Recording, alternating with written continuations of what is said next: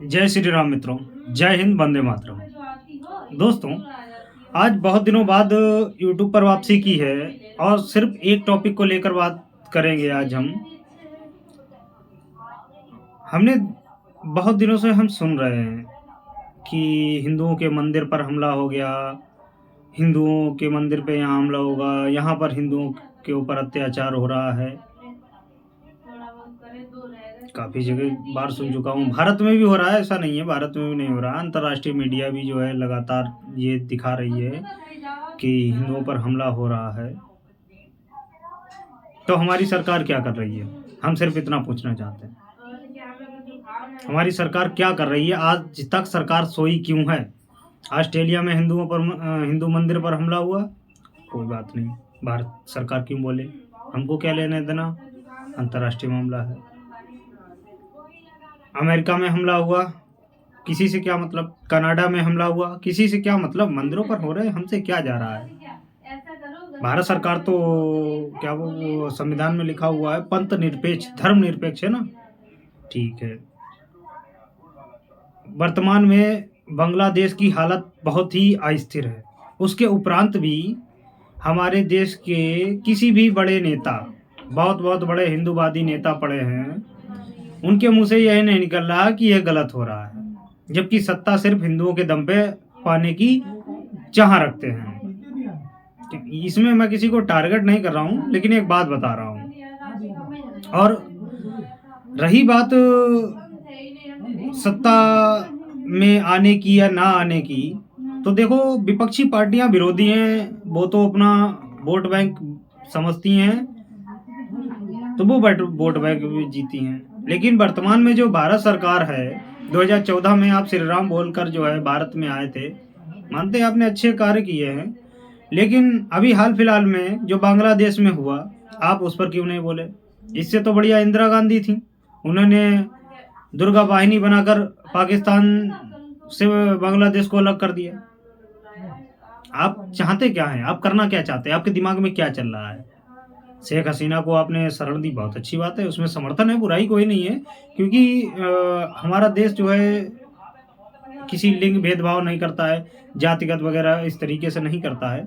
जो कुछ छद्म घटनाएं हैं उनको छोड़ दिया जाए तब। और दूसरी बात रही कि वर्तमान में भी बांग्लादेश में मंदिर पर हमला हुआ, इस्कॉन मंदिर पर हमला हुआ, वहाँ के जो पुजारी थे उनको गिरफ्तार कर लिया गया, और सुनने में ये आ रहा है कि अभी 2 लोग उनसे जेल में मुलाकात करने गए, उनको भी गिरफ्तार कर लिया गया है। मैं भारत सरकार से एक बात पूछना चाहता हूँ, आपको इसी दिन के लिए हमने चुने थे, आपको वोट दिया है, आपके सांसदों को हम लोगों ने चुना है, भारत सरकार बनाई है, आप सरकार सबके लिए हैं। ऐसा नहीं है किसी ने आपको वोट नहीं दिया तो वो जो है आपका व्यक्ति नहीं है।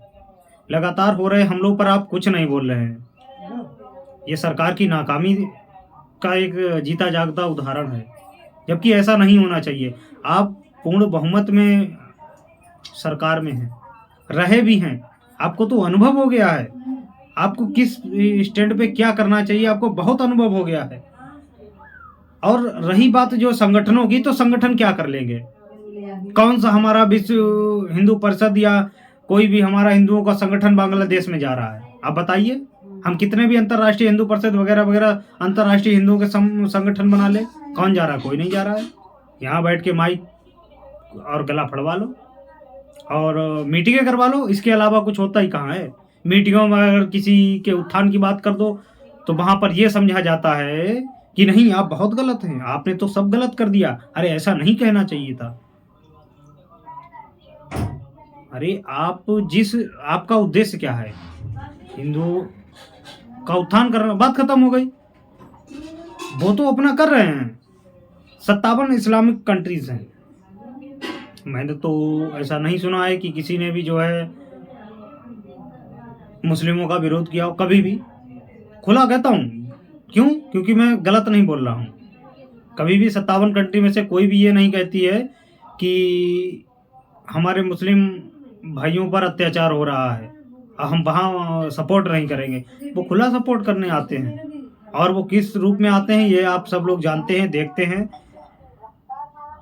बताने की आवश्यकता नहीं है। हमने यहाँ तक ये भी देखा है कि 57 कंट्री भले एकजुट ना हो, लेकिन जहाँ पर मुस्लिमों की बात आ जाती है वो सब एक हो जाते हैं। ये हम उनके एकता की बात कर रहे हैं, बंटवारा या दो बातें नहीं कर रहे, ये एकता की बात कर रहे हैं कि उनमें कितनी एकता है। तुर्की में कुछ होता है तो ईरान का खून खोल उठता है। वो बात अलग है कि आपस के उनके झगड़े हैं, इसको साइड में रख दिया जाए तो वो लोग आ जाते हैं। आर्मेनिया अजरबैजान में हुआ था तो देखो सब अजरबैजान की तरफ थे, आर्मेनिया की तरफ कोई नहीं था। भले वो आपस में रोज लड़ते हों, ईरान इराक लड़ते हों, तुर्की और क्या नाम जितने आसपास के मुस्लिम कंट्री वो आपस में लड़ते हों, यूएई सऊदी अरब आपस में कुछ भी करते हों, लेकिन कभी भी किसी व्यक्ति पर मुस्लिम व्यक्ति पर हमला होता है तो वो वहाँ से जो है निंदा जरूर करते हैं, मतलब कुछ ना कुछ ऐसा कृत्य जरूर करते हैं ताकि जो है एक समाज को संदेश जाता है, विश्व को संदेश जाता है कि देखिए अगर आप यहाँ पर कुछ ऐसा करेंगे तो हम आपके खिलाफ खड़े हैं। लेकिन हमारे देश में ऐसा कुछ नहीं है। हमारे यहाँ नेता सिर्फ कुर्सी के लिए आते हैं, पैसा पैदा करना चाहते हैं और पैसा पैदा करने के उपरांत जो है वो जीतते नहीं है, फिर मौज मस्ती करने चले जाते हैं। कई नेता जो है क्या नाम शिमला मनाली में ही पड़े रहते हैं, कई नेता मुंबई में पड़े रहते हैं। सर्दियों में मुंबई में पड़े रहेंगे, गर्मियों में शिमला तरफ पड़े रहेंगे।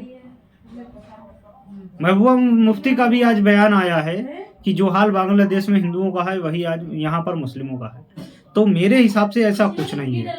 बांग्लादेश अलग कंट्री है, वो बात अलग है कि हमने ही उसको अलग किया है, लेकिन वो एक अलग देश है। अलग देश होने के कारण जो है हमारी सरकार तो वहाँ पर हस्तक्षेप अंतर्राष्ट्रीय स्तर पर तो कर सकती है, व्यक्तिगत स्तर पर नहीं कर सकती है। क्योंकि जब 1971 में दुर्गा वाहिनी बनाकर बांग्लादेश को आज़ाद कराया था तो उस समय बांग्लादेश की भलाई की बात सोचकर ही बांग्लादेश को आज़ाद कराया था, जिसमें श्रीमती इंदिरा गांधी जी का बहुत बड़ा अहम योगदान था।